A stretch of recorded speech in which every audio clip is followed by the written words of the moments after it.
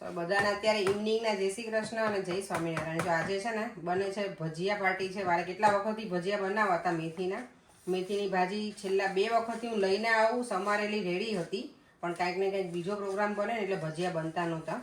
પરેણના બર્થડેના દિવસે બનાવવા હતા ત્યારે ના બને, એટલે મેં તો આજે તો ભજીયા બનાવવા જ છે. જો ભજીયા બનાવીશ મેથીના ગોટા મીન્સ અને બટેકાની પૂરી અને ઓનિયનની, એટલે એ બનાવવાનું પ્લાનિંગ છે. મરચાં ને એવું કાંઈ છે નહીં અને અત્યારે એટલો બધો ટાઈમે નથી બનાવવાનો એટલે.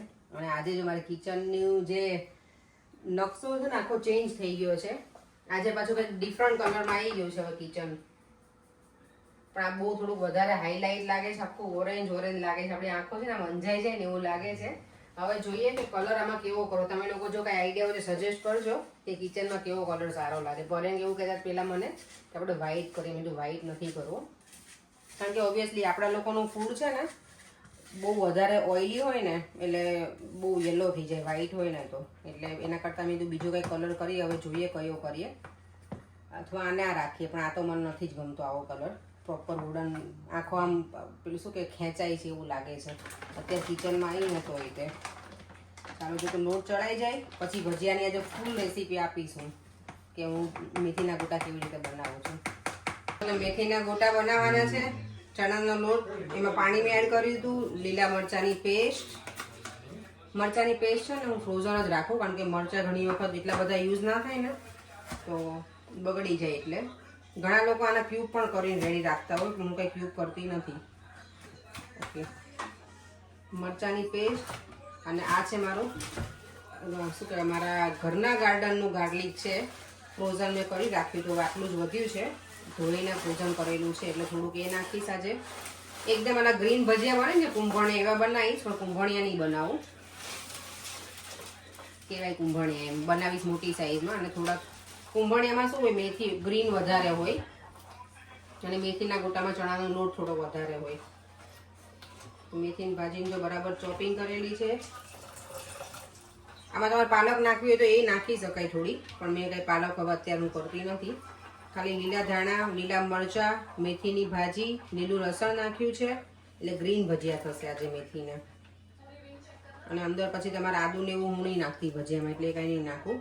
થોડું લીંબુ નાખીશ, બ્લેક પેપર નાખીશ, પછી પેલા સૂકા ધાણા આવે ને એ થોડા ક્રશ કરીને નાખીશ, એટલે ભજીયા આપણા મસ્ત લાગે. બીજું છે ને ભજીયામાં થોડી વરિયાળી નાખીશ, થોડું બધું નાખવાનું, આ બધું વધારે નહીં નાખવાનું. બ્લેક પેપર,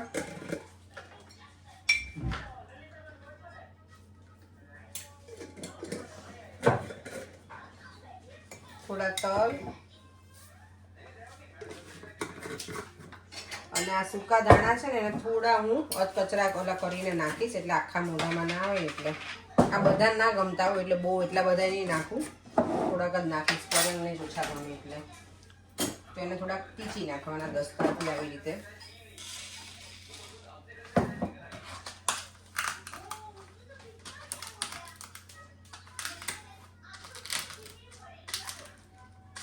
સ્પ્લિટ થઈ જાય ને તો ટેસ્ટ પણ સારો આવે.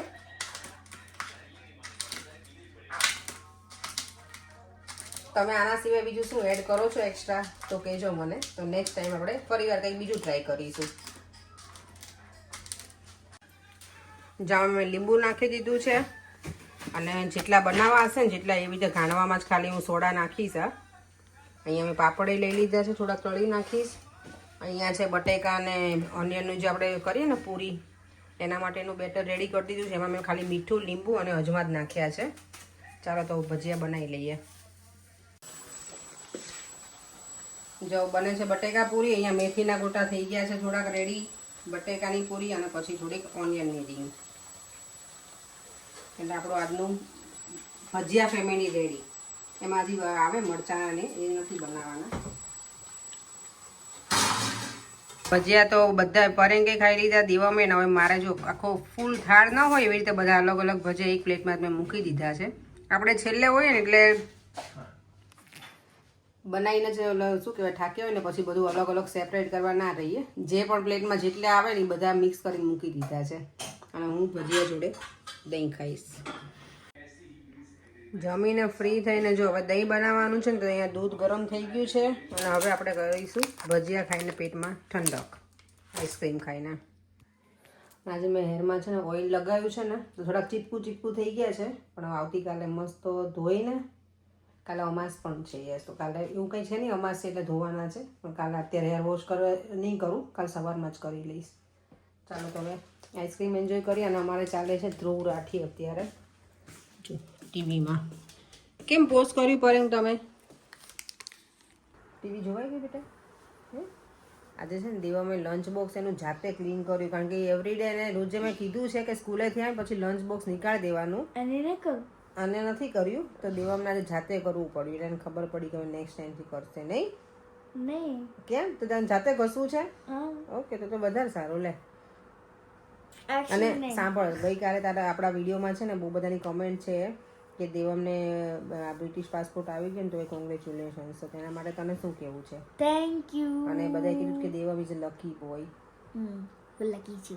લકી છે? What do you think? Lucky છે મારો દીકરો. એને પાસપોર્ટ અને મને 1-2 જણની કોમેન્ટ છે કે તો તમારી પાસે નથી તો ના અમારી પાસે નથી. અમે બીજું બધી ખાલી શું કહેવાય પાસપોર્ટ નથી બાકી તો બધું હવે અમારે જે અહીંયા લેવાનું હતું એ લઈ લીધું છે ઘર ને એવું રીતે. ખાલી ટ્રાવેલ કરવું હોય ત્યારે અમારે વિઝા લેવા પડે બીજી કોઈ કન્ટ્રીમાં.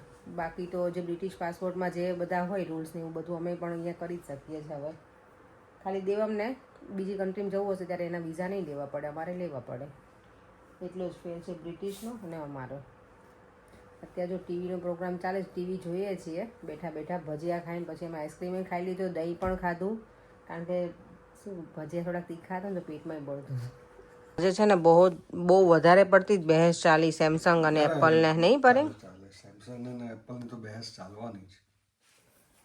એનીવે ચાલો હવે અમારું પરેંગને છે ને એવી ઈચ્છા હતી કે હું એપલ વોચ સેટ કરું અને પહેરું એવરી ડે મને કે એવરી ડે તો એમની ઈચ્છા પૂરી કરી દીધી મેં આજે. અત્યારે હવે બધું સેટઅપ કરી દીધું છે પરેંગ એટલે હવે કાલથી પહેરીશું. યાદ આવશે ને તો હજી મને અને ચાર્જ પણ કરવી પડશે નહીં.